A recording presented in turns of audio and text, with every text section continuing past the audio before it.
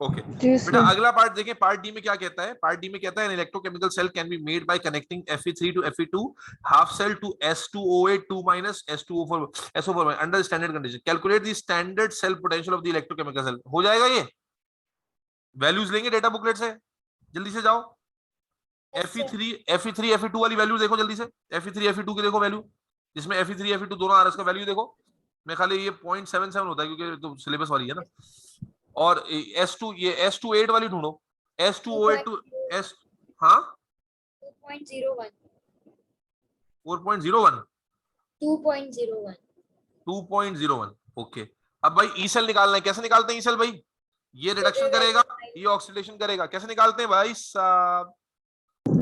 larger value minus smaller value. क्या हो जाएगा? E cell is equal to 1.24 2.01 minus 0.77। तो जनाब आली आंसर क्या आ जाएगा? 1.24 प्लस में। ओके ठीक है ठीक है ठीक है। State the material that should be used as an electrode. हाँ भाई, अब चूंकि दोनों आयंस हैं तो इलेक्ट्रोड का कौन सा मटेरियल इस्तेमाल होगा बेटा? ये तो आसान है मेरे ख्याल है। platinum. प्लैटिनम दोनों के लिए? Yes sir. ये तो चलो शुक्र है कुछ तुम लोगों ने बताया डायरेक्टली। चलो आगे चलो। उसके बाद कहता है describe one change to each half cell that would increase the value of the cell potential. याद है ये हमने पढ़ा था कि ई सेल चेंज भी किया जा सकता है। that would increase the value of cell potential. The temperature should remain at 298. Temperature को हमने 298 केल्विन पे रखा है, यानी स्टैंडर्ड ही रखा है। वो कह रहा है कि भाई कोई एक ऐसा तरीका चेंज बताएं कि जिसके जरिए क्या कर सकते हो हम लोग, इसके जरिए क्या कर सकते हो? Increase the value of cell potential. अब जहन में रखो सेल पोटेंशियल की वैल्यू बढ़ेगी कब? अगर कॉन्सेप्ट थोड़ा सा रिवाइज कर लें तो सेल पोटेंशियल की वैल्यू बढ़ाने का मतलब क्या होता है? सेल पोटेंशियल क्या होता है? ई रिडक्शन माइनस ई ऑक्सीडेशन। यस और नो? Yes sir. वैल्यू बढ़ेगी Yes कब? sir. वैल्यू कब बढ़ेगी सेल की? जब या तो ये बढ़े या ये कम हो जाए। यस और नो? Yes sir. यही वजह है, यही पॉसिबिलिटी है और इसके अलावा तो कोई पॉसिबिलिटी नहीं है। नहीं sir. ठीक है। अब यहां पर जो रिडक्शन हो रही थी वो कहां हो रही थी? ये कौन सा सेल था? S2O8 वाले में। तो ये वैल्यू अगर बढ़ानी है यानी मजीद फॉरवर्ड में लेके जानी है, तो मजीद फॉरवर्ड में ले जाने का मतलब क्या हो गया कि कंसंट्रेशन किसकी बढ़ा दें हम लोग? S2O8 आयन की। यस और नो? भाई S2O8 रिडक्शन करके जा रहा है ना, और यहां हो रही थी ऑक्सीडेशन। ऑक्सीडेशन का मतलब था Fe2 Fe3 में जा रहा था। तो Fe2 को Fe3 में जाने का मतलब क्या है कि Fe2 की कंसंट्रेशन बढ़ा दें। यस और नो? भाई या तो हम Fe3 की नहीं, Fe3 की बढ़ाएंगे पर तो वो रिडक्शन में चला जाएगा। हमें या तो रिडक्शन बढ़ानी है या ऑक्सीडेशन को और कम करना है। यस और no? Yes sir. Yes sir. अच्छे से बात समझ में आ गई? तो या तो हम क्या कर सकते हैं, क्या क्या ऑप्शन है? अच्छा ये दोनों के लिए बताना है। ओके ओके ओके ठीक है, ये तो बहुत आसान है, दोनों के लिए बताना है। तो Fe3 के लिए क्या कर सकते हैं? Fe3 की कंसंट्रेशन डिक्रीज करनी होगी कम करेंगे. और Fe2 की क्यों मार रहे हो? इंक्रीज करेंगे। यहां पर क्या करेंगे? S2O8 की कंसंट्रेशन इंक्रीज करेंगे और SO4 की कंसंट्रेशन बको डिक्रीज करेंगे। Is that clear? Yes sir. भाई मैं जो करा रहा हूँ ये समझ में आ रहा है या बस बाउंसर जा रहे हैं तुम लोगों के? जी सर से क्वेश्चन 5 हो गया था। क्वेश्चन 5 हो गया था। 5 के डी करवाते हैं, उससे पहले हो गए थे सर। मुझे तो पता है अभी सबसे ज्यादा गुस्सा क्यों मैं इस इरादे से सोच के बा खुदा मैंने एक्सपेक्ट नहीं किया था कि 3 बज जाएंगे। मैंने कहा क्वेरीज लेके बैठे होंगे आज बच्चे हमारे, है ना, सॉल्व कर करके। यहाँ तो बस अल्लाह अल्लाह खैर से अल्लाह। हाँ जी, क्वेश्चन नंबर 5 का डी करा दूं? ये शेप वाला? जी नरमीन आपने कर लिया था ये? जी से हो गया था। ये तो बाइडेंटेट लाइगेंड दिया हुआ है ना, इतना तो मसला नहीं होना चाहिए। तो मेरे ख्याल है ये तो वो लाइगेंड है जो हमने क्लास में बनाया है। अब जवाब ही नहीं देंगे। बाकी पार्ट तो कल वाले पेपर जैसे ही थे। यस और नो? जी से हो गया था ये क्वेश्चन। हाँ तो फिर यहाँ पर क्या क्या बताना है जरा जल्दी से देख लेते हैं। This complex in this reaction cobalt undergoes two types of reaction. One type of reaction is the same as described in, अबे ये तो पीछे से connected है भाई. Name the other type of reaction cobalt undergoes. ये क्या है भाई? मुझे क्या पता क्या चल रहा है पीछे. C. ऑक्सीडेशन था सर इसका आंसर. इसका आंसर ऑक्सीडेशन कैसे था? वही तो पूछ रहा हूँ. A solution of bidentate ligand is added to an aqueous solution of cobalt sulfate. Oxygen is then bubbled into the mixture of forming the complex. अच्छा ठीक है. The complex ion exists in a mixture of two ions. ठीक है. इसका oxidation असल तुम्हें shape में मसला हो रहा है, किसमें मसला हो रहा है? शेप में. हाँ तो बस शेप बना देता हूँ ना यार. बस शेप तो उतना मुश्किल नहीं है. आपको क्या, draw 3 dimensional structure of 2 isomeric forms of the complexes in the boxes you may use. ये जो पूरा कार्बन चेन है उसकी जगह कहता है आप ये यूज कर लें, एन एन करके ऐसे इस्तेमाल कर लें. तो भाई इसमें तो मसला नहीं होना चाहिए. बाइडेंटेट लाइगेंड आपको पता है ना ऑक्टाहेड्रल कॉम्प्लेक्स बनाता है. ये तो बड़ा सिंपल था यार. आप क्या करते, एक एन और यूं करके दूसरा एन बना लेते. पहले तो ऑक्टाहेड्रल बनता कैसे था याद करो. पहले ऑक्टाहेड्रल के लिए एन बना लो. ये एन आ जाता, ये एन आ जाता. यस और नो. उसके बाद यहाँ पीछे वाले हम डॉटेड से बनाते थे. यस और नो. और इसके अलावा क्या करते थे हम लोग, ये वाले फ्रंटल वेज शेप से बनाते थे. एक एन यहाँ आ जाता, एक एन यहाँ आ जाता. अब चूंकि बाइडेंटेड था इसको इससे कनेक्ट कर दो. ठीक है, इसको इससे कनेक्ट कर दो और इसको इससे कनेक्ट कर दो और अगली शेप क्या बनेगी, बिल्कुल यही चीज रहेगी. फर्क क्या हो जाएगा कि जो कनेक्शन है वो तुम स्विच कर लोगे. Is that clear? जी सर. कनेक्शन स्विच करने का लॉजिक समझ में आती है? यानी अगर ये कनेक्शन मैं अगला बना नहीं रहा, ये यूं बना लोगे, ये यूं बना लोगे और ये यूं बना लोगे. Is that clear? और बोलो. Yes sir. Name the type of isomerism. हाँ जी, कौन सा आइसोमेरिज्म है ये? Optical. Optical. State the coordination number of cobalt. हाँ जी, कोऑर्डिनेशन नंबर कितना होगा? कोऑर्डिनेशन नंबर क्या होता है? Number of electron. 1 2 यहाँ 3 4 5 6. ठीक है, 6 हो जाएगा क्योंकि ऑक्टाहेड्रल में वैसे भी 6 होता है. यस और नो? Yes sir. और बोलो. यस ये sir. Sir question number 6 step वाला हुआ था या नहीं हो हो गया गया? स्टेप वाला हो गया था जी सर. जी हुमैरा? नहीं सर, ये समझा दें. अबे कल कराया तो था स्टेप. चलो करा देता हूँ. इन्ना लिल्लाहि व इन्ना इलैहि राजिऊन. अच्छा भाई, the stability constant K step of 3 complexes mercury are given below. 1 2 3. Write an expression for the K step of HgCN4. Okay. अब भाई इसके लिए इक्वेशन लिखनी पड़ेगी आपको पहले. ऊपर कोई इक्वेशन दी हुई तो नहीं थी ना सवाल में? नहीं जी. आपको क्या कह रहा है कि भाई HgCN4 जो है, HgCN4 ये वाला जो कॉम्प्लेक्स है, इसकी के स्टेप की इक्वेशन लिखी. अब नॉर्मली क्या था, कल जब हम सवाल कर रहे थे इक्वेशन लिखी हुई थी. यस और नो? और उसी को देख के हमने के स्टेप बनाना था. यहाँ लिखी हुई नहीं है. तो भाई कैसे होता है कॉम्प्लेक्स, कैसे बनता है? जो ट्रांजिशन मेटल होता है, ट्रांजिशन मेटल पर कौन अटैक करता है? लाइगेंड. यस और नो? Yes sir. ठीक है, और यहाँ कितने लाइगेंड है? 4 हैं. तो ये 4 लाइगेंड अटैक करेंगे. अब यहाँ पर ट्रांजिशन का चार्ज कैसे पता चलेगा? तो साइनाइड पे होता है -1, 4 साइनाइड पे है -4, जबकि यहाँ बाहर लगा हुआ है -2. इसका मतलब है इस पर +2 होगा. यस और नो?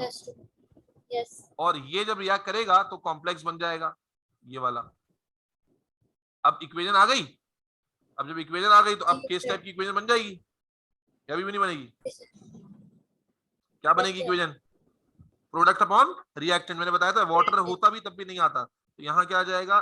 कॉन्सेंट्रेशन. और मैंने एक बार बताया कि इसमें कॉम्प्लेक्स का ब्रैकेट अलग बनेगा और कॉन्सेंट्रेशन का अलग बनेगा. ये अपॉन Hg की कॉन्सेंट्रेशन 2+ की और साइनाइड की कॉन्सेंट्रेशन. यस और नो? साइनाइड -1 की और यहाँ पावर 4 आ जाएगी. हाँ या ना? Yes sir. सर नरमीन को अंदर ज्वाइन करवा दें. क्या नरमीन ड्रॉप हो गई? जी सर. आ गई बात समझ में? Yes sir. पार्ट 2 भी नहीं हुआ था? पार्ट 2 हो गया. पार्ट 1 नहीं हुआ, पार्ट 2 कैसे हो गया? सर इसका मैंने ना देख के किया था. वो देख के क्यों कर रहे हो? इक्वेशन मैंने देख ली थी ना मार्किंग स्कीम से, तो इसलिए दूसरा पार्ट हो गया था. स्टेबिलिटी पे फैसला किया था ना कि कौन जो सबसे ज्यादा स्टेबल होगा. तो सबसे ज्यादा स्टेबिलिटी किसकी थी? ये 10 की पावर 40 नहीं, हाँ ये वाला 10 की पावर 41 वाला है ना? Yes sir. जी नरमीन वापस आ गई आप? जी सर। सवाल में इसने पूछा था कि भाई कौन सा हाईएस्ट में होगा, कौन सा लोवेस्ट में होगा, तो हाईएस्ट में कौन सा वाला होगा, ये वाला होगा किसकी केस सबसे ज्यादा है, और लोवेस्ट में क्लोराइड वाला होगा। यस और नो? Yes sir. यस चलो सर। अगला बोलो। सर क्वेश्चन नंबर 6 का पार्ट बी का 1। सर मेरा अब दर्द से फटने लग गया है। क्वेश्चन नंबर 6 का पार्ट बी का 1। 1 क्यों भाई? जिसे इसे इसमें इसने बोला कि मेथनोइक एसिड और इथेन डायोइक एसिड दोनों ऑक्सीडाइज जाते हैं, लेकिन फेलिंग के साथ जो है वो सिर्फ मेथनोइक एसिड होता है और इथेन डायोइक एसिड नहीं होता। क्या बोला? Methanoic acid and ethanoic acid are two other carboxylic acid state which if any ethanoic acid, methanoic acid and ethane dioic acid will react with Fehling reagent। हाँ क्या बोला, दोबारा बोलो। सर तो फेलिंग के साथ सिर्फ मेथनोइक एसिड हो रहा है और फिर अगले पार्ट में इसने डाइक्रोमेट के साथ पूछा है ना, नहीं मैग्नेट के साथ पूछा, तो उसके साथ दोनों हो रहा है, इथेन डायोइक भी हो रहा है और मेथनोइक भी हो रहा है, लेकिन सर ऑक्सीडाइज तो दोनों होता है, तो फेलिंग सिर्फ एक को क्यों ऑक्सीडाइज कर रहा है, मैं वो इथेन डायोइक एसिड को क्यों ऑक्सीडाइज नहीं कर रहा। मिथेनोइक हो रहा है ना? हाँ लेकिन इथेन डायोइक नहीं हो रहा। बेटा ऐसा इसलिए होता है, देखिए मीथेन डायोइक जब मैं लिखता हूं तो यूं ही लिखा जाएगा, यही है मीथेन डायोइक एसिड। अबे हाँ ना तो बोलो। ये तो मेथनोइक एसिड है ना। सॉरी मिथेनोइक एसिड यही है ना, मिथेनोइक एसिड ये ऑक्सीडाइज हो रहा है ना। Yes sir. और इथेन डायोइक एसिड क्या है? COOH और COOH, ऐसा ही है। Yes sir. ठीक है, अब देखो आपको फेलिंग पता है एल्डिहाइड ग्रुप को पकड़ता है, अगर आप गौर से देखो तो क्या इसमें आपको ये एल्डिहाइडिक ग्रुप मिल रहा है? Yes sir. समझ में आई? तो basically due to presence of this group जो फेलिंग है वो मिथेनोइक एसिड को ऑक्सीडाइज कर देगा, क्योंकि मिथेनोइक जो फेलिंग होता है वो एल्डिहाइडिक ग्रुप ढूंढता है ना। तो अगर आप गौर से देखो तो इसमें एल्डिहाइडिक अरेंजमेंट भी मौजूद है या नहीं? जी सर। ये होता है रीजन इसका, क्योंकि जब रिएक्शन होता है तो इस पार्ट से रिएक्शन होता है, और ये चीज आपको इथेन डायोइक एसिड में या इथेनोइक एसिड में नहीं मिलती। इथेनोइक एसिड भी अगर आप देख लें तो उसके अंदर भी ये चीज नहीं है। यस और नो? Yes sir. आ गई बात समझ में? भाई ये फेलिंग जी का तो सर आपको आ पता गई। है ना कि एल्डिहाइड से ही करता है, तो यहाँ पर इसलिए मिथेनोइक एसिड हो जाएगा। आगे बोलो। बी पार्ट 1, पार्ट 2 भी बताऊं? नहीं नहीं सर वो हो गया था। और कौन सा पार्ट है? ये नरमीन ने अब कुछ हल्का हाथ रखा जी।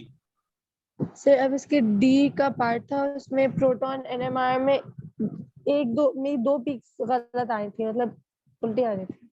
ये सिर्फ नरमीन के सवाल है, बाकियों ने लगता है किया नहीं है, मुझे लग रहा है। सर मेरा भी पार्ट डी है।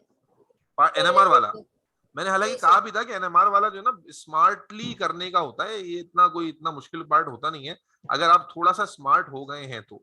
चले, अब आपको क्या कहा है उसने, पहले एनएमआर का वो डेटा वेटा भी तो देखना पड़ेगा। Compound A can also be used to make, ये कंपाउंड ए क्या है? कंपाउंड ए था ऊपर, क्या है कंपाउंड ए, पता है या नहीं बताया उसने? ये था ना सर स्ट्रक्चर नहीं फार्मूला बताया। And name of compound A क्या था? ये यहीं पे गिवन है ना सर, हाँ? CH3CO। कहाँ गिवन है? Ethanol chloride. सर जो प्रोटॉन एनएमआर है वो तो जो प्रोडक्ट है उसका है ना। अबे एक मिनट ना, मैं तो अपनी नॉलेज के लिए पूछ रहा हूँ, मैं तो सवाल दरमियान में देख रहा हूँ ना, मैं को सवाल करके थोड़ी आया हूँ। मुझे बताओ ए क्या था? ये जो ए की बात कर रहा है ए क्या था? Ethanol chloride. इथेनॉइल क्लोराइड, यानी कि CH3COCl, यस सर। यही था ए, सबको पता है। ओके, अब कहता है compound A can also be used to make amide. Okay yes, acyl से अमाइड बनता है ना जब हम इसे अमाइन से रिएक्शन कराते हैं।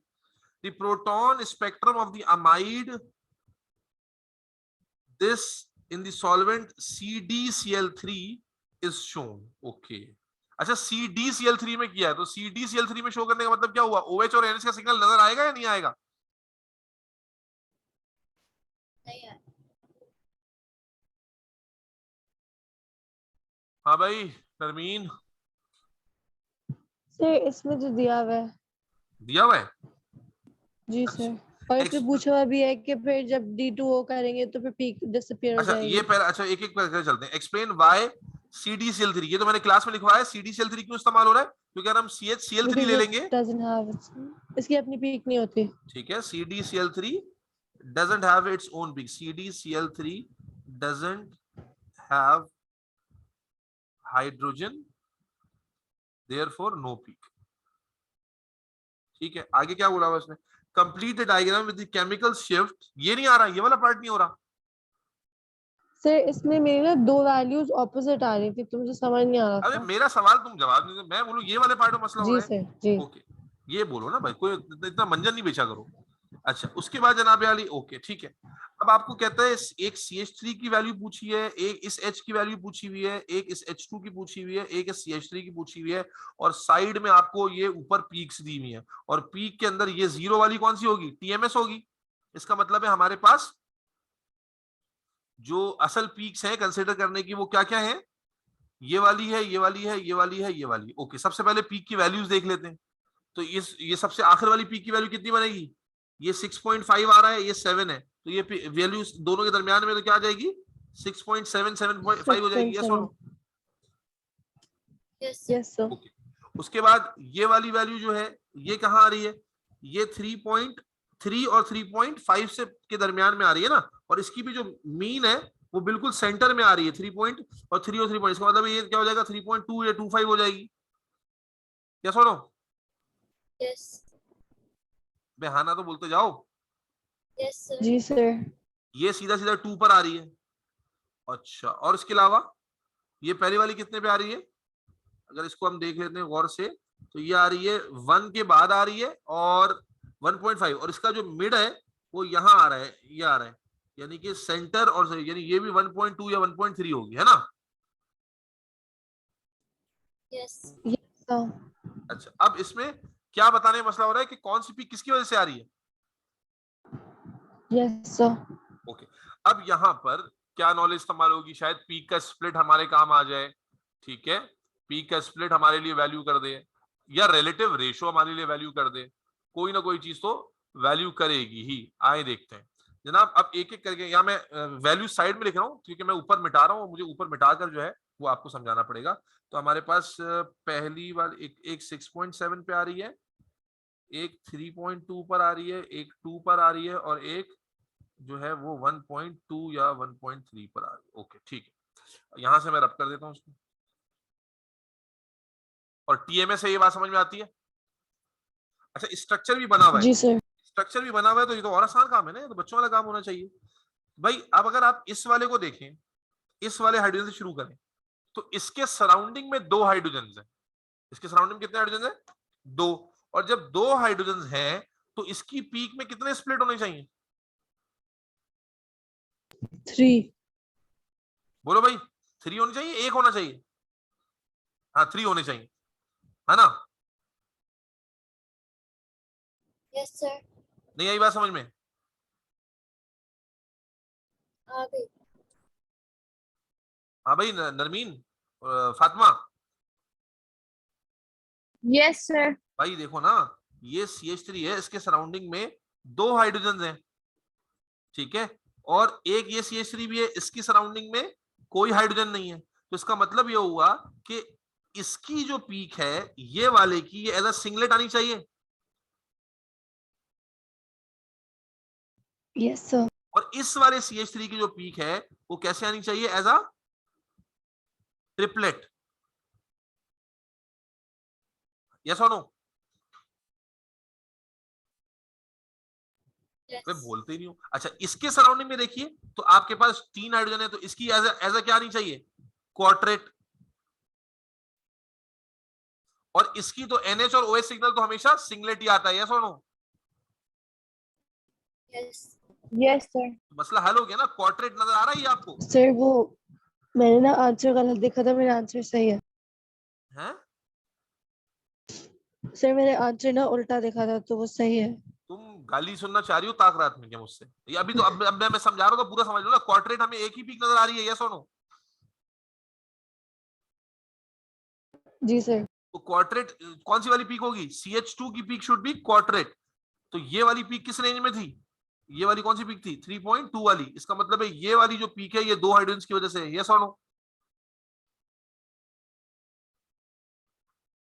Yes sir. ठीक है, इसी तरह ये जो ट्रिपलेट वाली पीक थी, ट्रिपलेट वाली पीक थी, ये वाली पीक है ट्रिपलेट वाली। अब ट्रिपलेट वाली पीक किसकी वजह से थी? 3 हाइड्रोजन की वजह से थी, यहां हमने लिख दिया। ठीक है, अब रह गया सिंगलेट। अब सिंगलेट में रेंज देख लो, 2 रेंजेस हैं। ये वाली पीक कौन सी थी? ट्रिपलेट वाली कौन सी है? 1.2 या 1.3 जो भी आ रही है इसमें। ठीक है, ये आ गई 1.2 1.3 वाली, और ये आ गई 3.2 वाली। अब ये जो दोनों सिंगलेट है, NH का भी सिंगलेट आना चाहिए था, यहाँ भी सिंगलेट आना चाहिए था। अब इसमें तुम जो उसका इस्तेमाल कर लो भाई, CH3 नेक्स्ट टू कार्बोनाइल जाके देख लो किस रेंज में आता है, वो तो वैल्यूज तो तुम्हारे पास है ना। CH3 नेक्स्ट टू कार्बोनाइल की सर रेंज क्या है? 2.1 आ रहा है। हाँ, 2.1 वाली रेंज आ रही है। यानी 2 आ जाएगा ये, और फिर जाहिर है फिर 6.7 जो है इसकी हो जाएगी। ये तो बिल्कुल सिंपल सवाल था यार, तुम तो खामा खामे जो है वो। Clear? Yes sir. Yes sir. State and explain, भाई समझ में आया कि कैसे? मैं तो डेटा बुकलेट खोला भी नहीं यार, यहीं से देख के कर लिया। मैं बार बार कह रहा हूं, NMR के क्वेश्चन मैंने 50 कराए बच्चों को, डेटा बुकलेट की कभी जरूरत पड़ जाती है वैल्यूज देखने के लिए, वरना कॉमन सेंस से हो जाता है ये सवाल। चलो, state and explain how the proton NMR spectrum of the amide differs when. अभी तो आसान है ना, ये तो क्लास में कराया था। हाँ भाई, जी सर, भाई हो CDC जाएगा। अपनी पीक नहीं देता, जब आप उसको D2O पीक पे ड्रॉ डिसअपीयर करेंगे हो तो क्या होगा जाएगी। कि जो NH का सिग्नल था, जिसकी वैल्यू का रेंज दोगे, NH का सिग्नल किस रेंज में आ रहा था? 6.7, तो 6.7 वाली पीक खत्म हो जाएगी। यस और नो? Yes sir. और yes sir. Yes explanation sir. भी दो, एक्सप्लेनेशन भी देनी पड़ेगी। एक्सप्लेनेशन क्या होगी कि जो NH का प्रोटॉन होता है वो रैपिडली एक्सचेंज होता है नॉर्मल प्रोटॉन के साथ। ठीक है, लेकिन जब D2O डाल देंगे तो उसका एक्सचेंज इरिवर्सिबल हो जाता है, जिसकी वजह से ऐसा होता है। यस और नो? और मैंने तुम्हें कहा भी था, जब इस तरह यस आ सर। जाएगा तो रिएक्शन लिख के दिखा दोगे, CH3CO NH C2H5 था, जब D2O से करा देंगे रिएक्शन तो ये क्या हो जाएगा? यहां पर H की जगह क्या लगा दोगे? D लगा दोगे। यस और no? Yes sir. Yes sir. यानी ये बन जाएगा CH3COND C2H5, जिसकी वजह से इसकी पी खत्म हो जाएगी, और यहां पर D2 की जगह आ जाएगा HDO आ जाएगा। ठीक है, कोई मसला? No sir. और बोलो। सर हो गया बस ये पेपर। यही प्रॉब्लम कर रहा था? जी सर। बाकी ये सवाल तो बेंजीन वाले तो मेरे ख्याल है बिल्कुल आसान है। ये सुनो, जी सही हो गया था। खत्म पेपर? उफ यार, तुम खुदा के बंदो, थोड़ा सा अल्लाह का शुक्र अदा कर लो कि मैक्सिमम पेपर मैं करा चुका हूँ, आखिर में तुम लोगों ने थोड़ा तरस खा लिया। अब मुझे बताओ कि तुम्हें कुछ नजर आ रहा है कि क्या पेपर 4 में क्या क्या टॉपिक आते हैं? ट्रांजिशन का सवाल लाजमी आ रहा है, रिएक्शन काइनेटिक्स का सवाल लाजमी आएगा, lattice enthalpy, charge density, hydration का सवाल आज आपने देख लिया, नया आ गया। ट्रांजिशन का तो पूरा ही पार्ट है, सर ऑर्गेनिक पूरा तो सिलेबस ही आता है। हाँ, पूरा ही सिलेबस आता है। 100 नंबर है ना? नहीं, लेकिन पूरा सिलेबस देखो बेटा, पूरा सिलेबस आना एक चीज है, और एक है कि आपको अंदाजा हो जाए कि किस पैटर्न में क्वेश्चन आ रहे हैं। लैटिस का ट्रेंड आ रहा है, बॉन्ड हेबर आ रहा है, ठीक है, आप उसमें 4-6, मैंने क्या कहा, ज्यादा पेपर करने की जद्दोजहद नहीं। तुम 2015 से लेकर 2021 तक के सारे पेपर कर लो समझ कर, और इसमें फरवरी मार्च वाले वेरिएंट इंक्लूड कर लो, और समझ कर लो, और जो क्वेरीज है वो टीचर से पूछ, बस इंशाल्लाह गल मुक गई तुम्हारी। क्यों?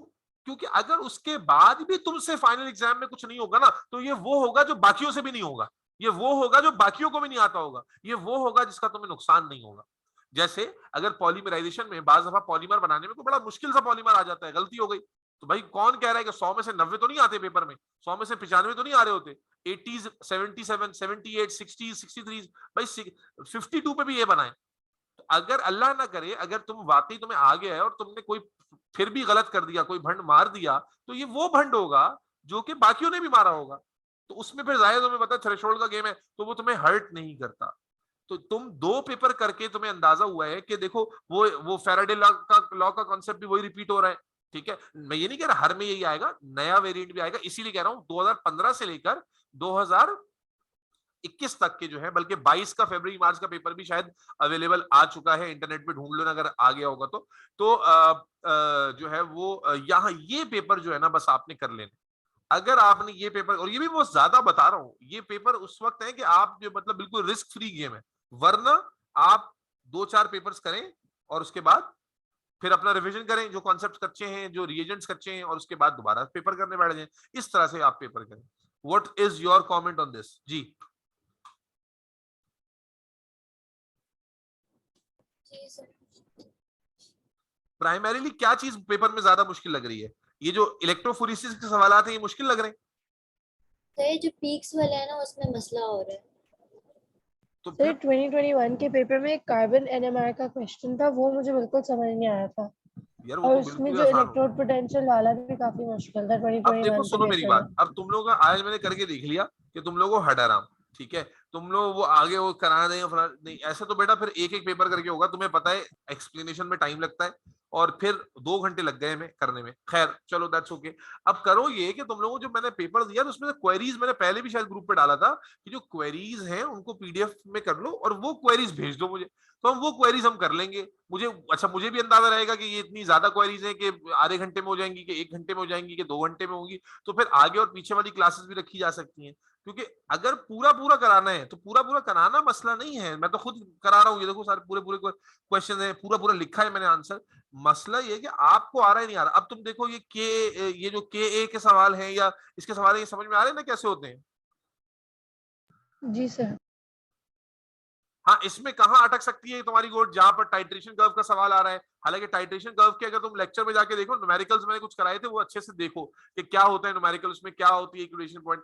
और केपीसी शायद रह गया है, वो केपीसी का कोई सवाल आएगा तो वो नहीं होगा, हालांकि वो भी बहुत आसान सवाल होता है, अगर फॉर्मूला पता हो तो वो भी मैं पास पेपर के साथ किसी के साथ करा देता हूँ। ढूंढो उसको 2015-17-22 के अंदर सवाल उसके अंदर। सर केपीसी 2018 वाले क्वेश्चन पेपर में है। तो बस ऐसा करो ना कि भाई वो पेपर तुम मुझे फिर वही बात है कि तुम तीनों या जो भी बच्चे हो, तुम लोग पेपर जो कर रहे हो, जो मैंने अभी काम दिया था उस पेपर को करते हुए जो है ना, जो क्वेरीज आ रही हैं भले ज्यादा हो, मैं ये नहीं कह रहा कम हो, ज्यादा हो जाए, लेकिन पूरा पेपर करना क्वेरीज करने में फर्क है। तो आप उन क्वेरीज का कि भाई ये आपने 2018 का पेपर भेज दिया और उसमें लिख के भेज दो कि भाई इसका क्वेश्चन नंबर 1 का फला पार्ट, तो मैं बस वही पार्ट कराऊं और उससे फिर ज्यादा जल्दी भी हो जाए। तो लेकिन उसके लिए जरूरी नहीं कि आपने घर पे किया हो, अगर आपने किया होगा तो फिर आप सिलेक्टेड क्वेरीज पूछ पाएंगे। तो अब नेक्स्ट टाइम के लिए यही करो कि 2018 से 21 तक की जो क्वेरीज हैं, 18 से 21 तक की जो क्वेरीज हैं, ये पेपर करो और फिर इंडिविजुअली मुझे आप उसमें से क्वेश्चन नंबर रेफरेंस भेज दीजिए कि भाई फला पेपर का ये कराना है। अब हम देख लेंगे कि भाई वो ज्यादा हो रहे हैं तो लंबी क्लास रख लेंगे और कर लेंगे, ताकि क्वेरीज एड्रेस हो। बाकी चीजें जो है वो आप रिपीटेबिलिटी वाली चीजें, बार बार ऑर्डर का सवाल आ रहा है उसी तरीके से हो रहा है, कोई इसमें मसला तो है नहीं। क्लियर है? Yes sir. Yes sir. ठीक है, 18 से 21, 18 से 21 पे लग जाओ और 18 से 21 मई जून फरवरी मार्च अक्टूबर नवंबर, ठीक है, ये पेपर करो। पहले जाहिर है मई जून अक्टूबर नवंबर करो और उसमें जो क्वेरीज आ रही हैं इंडिविजुअली, बल्कि ऐसा करेंगे क्लास में लेंगे ही उसको जिसने क्वेरीज भेजी भी होंगी।